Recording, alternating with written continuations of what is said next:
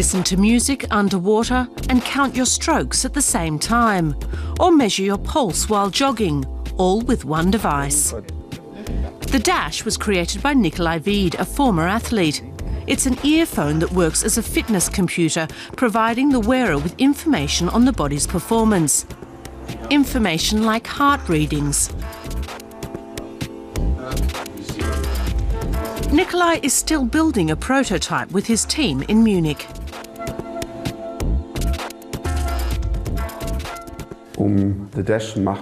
We had an incredible number of challenges in making the Dash, and we're still dealing with them. It's a tiny little computer that's as powerful as a laptop was 15 years ago, but it's so small that it doesn't go on your ear, but actually in your ear. And there it gives you support in whatever you're doing. He came up with the idea for the Dash 2 years ago, but he struggled to get funding for the project. Investors felt it was too much of a risk. So Nikolaj looked to a crowdfunding platform instead to see how much interest there was for the concept. The reaction was incredible. Almost 16,000 people invested more than 2.5 million euros. Nikolaj says being genuine is the key. That's the secret to this whole project. The people who are behind it, who thought it up, and who work on it every day are the same people who are presenting it. Not an advertising expert or an actor, but someone who made it. You can talk to this person and get answers from them. It's Industry 2.0. Customers made the development of the product possible and have a share in the product. So designer Arne Lohmann wants to satisfy as many of them as possible. With support from hearing aid manufacturers, he came up with a device in 3 sizes to fit ears of all shapes and sizes.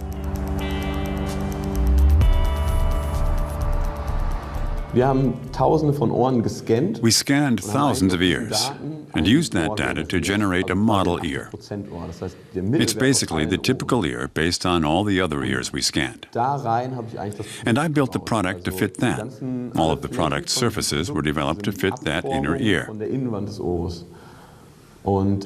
Then we used the 3D data to develop a product. And that took between 1 and 200 steps.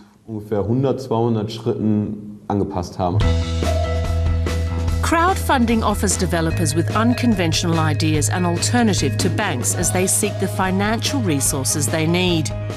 Ideas like the hoverbike. A British company received almost 80,000 euros to make this. It's just a model for now, but it could become the world's first flying motorbike. Then there's the Panomo, a camera ball designed by an inventor in Berlin. It takes panoramic pictures in mid-air.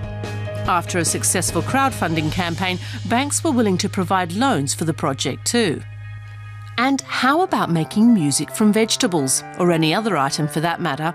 A London-based company makes kits allowing people to turn more or less anything into an instrument. That's after drumming up more than 90,000 euros with crowdfunding. Carsten Wenslav has been following the growth of crowdfunding sites for years. He says it's all about the customers.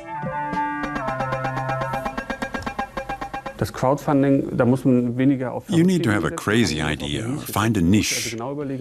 You've got to think about your target group, and crowdfunding determines whether they'll pay for the product. It has to be authentic. Nikolaj Hviid quit a high-paying job to make the Dash. The Dane was desperate to do his own thing, so he founded his company Bragi and put everything he had into making the Dash.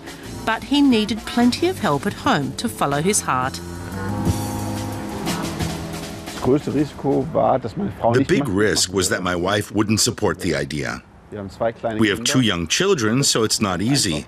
What I'm doing takes a lot of work, so I'm not home a lot.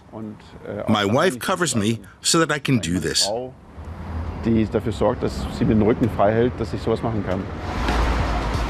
Dash is due to go on sale in the next few months.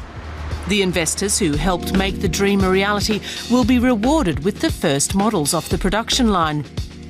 Nikolaj Hviid is already thinking up new ideas.